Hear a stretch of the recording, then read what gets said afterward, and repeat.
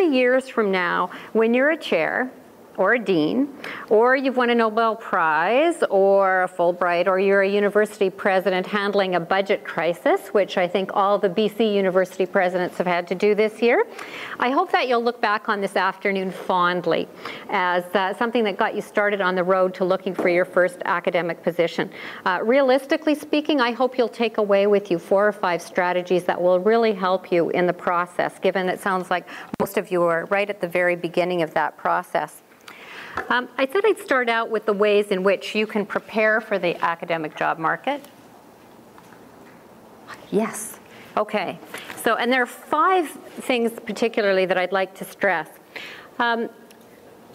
Job talks. If you're fortunate, your department is hiring right now, and you'll have had the opportunity over the past year to sit in on job talks. If yours is a department that is in a state where it has no money to hire anyone and you don't anticipate, and they don't anticipate there will be in the next few years, try and find a related department that does have someone coming in to do job talks. And the reason I mentioned this is that if you're keen, they may even include you in lunches and dinners with the candidates, and you'll get a sense really of what the whole process feels like. Plus, it's free food, which as a graduate student is never something to be sneezed at. It'll give you a chance to see how other people present their work, assess which presentation styles seem to work and which don't. It'll also give you a chance to see how to present to an audience of faculty members, because up until now, if you've been teaching, it's probably been undergraduate students. It'll give you a sense of which types of questions are asked of the person doing the presentation. And if you're in a university that includes graduate students on its search committees, that's a real bonus, because you'll get to see which questions are asked in the interview. I think what that does is it gives you an opportunity to see what works well, what doesn't, and after the fact, if you can, to pull aside some of the senior faculty members and ask them to debrief with you about what they thought worked well and didn't work well. If you get an invitation to dinner as part of the process, enjoy yourself, and not just because it's free food. I think the reason you'll enjoy yourself then is when it's your turn and you're the person who's being interviewed, it's not as much fun. You're worried about whether or not you've got spinach in between your teeth, or whether they're going to ask you a question that is a little more revealing than you'd like to be. So at this dinner, you would get to relax and enjoy. I mentioned serving on a search committee. It's really time-consuming. There are a lot of CVs to read. You may be in a unit where there are upwards of 100 people who apply for a given position, or maybe in an area where there are only 20. Regardless, you need to read the CV, the letters of reference, the papers. It's worth every minute. Every bit of time that you invest in this advanced process is really going to pay off when you're on the job market. You can use it as a chance to observe and get the subtext. Sometimes the questions that aren't asked are just about as important, or aren't said, are just about as important as those that are. The next thing is presentations, publications, and training or experience in teaching. Now, all of you have taken the step to come to Congress, which I think is great. It's a wonderful networking opportunity. If you have an opportunity to network with faculty from other universities here, as well as other graduate students, I think that's helpful.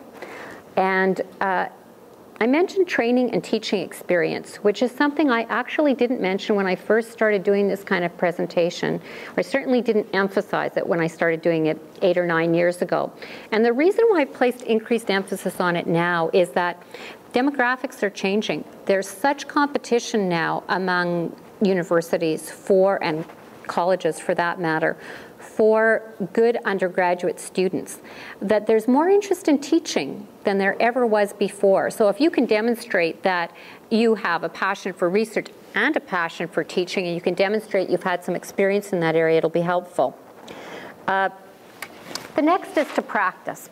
Practice your talks, practice your interviews. How many of you have met someone here from another university who's in your discipline but not your subfield since you've been here?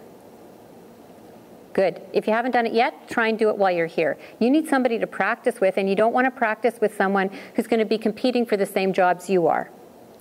And I think that practice is really important. You want to get to the point where you're totally confident in what you're doing, but you don't sound slick. I think slick really puts off a search committee. You want to be so practiced that you feel at ease with the inevitable heckler that you're going to get at an undergraduate lecture, or the member of the committee who feels that they put every candidate in their place. And you might be lucky enough to interview somewhere where there is no member of the committee like that. But chances are there will be someone who sees that as their role. How do you stand up to pressure? And their way of determining that will be to pressure you, either during your talk or during your interview. Finally, read. There are lots of great sources of information. I've brought some materials with me today, everything from Miss Mentor's impeccable advice to women in academe, which I think can be useful for men as well, to a number of different articles from the Chronicle, and even there's a publication that's put out for departments as to how to treat new scholars by I think it's put out by the Federation of the Humanities and Social Sciences. I have a copy here that you can look at if you wish.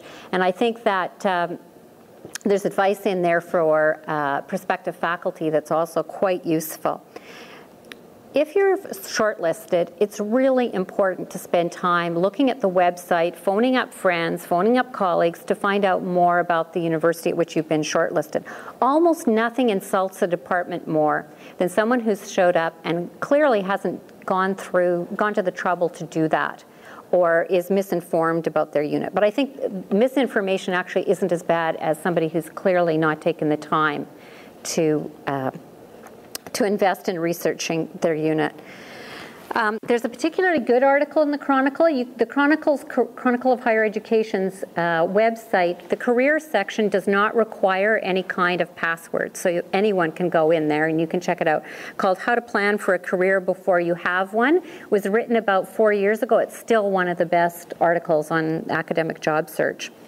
They also have good articles on finishing your dissertation, for those of you who haven't done that yet.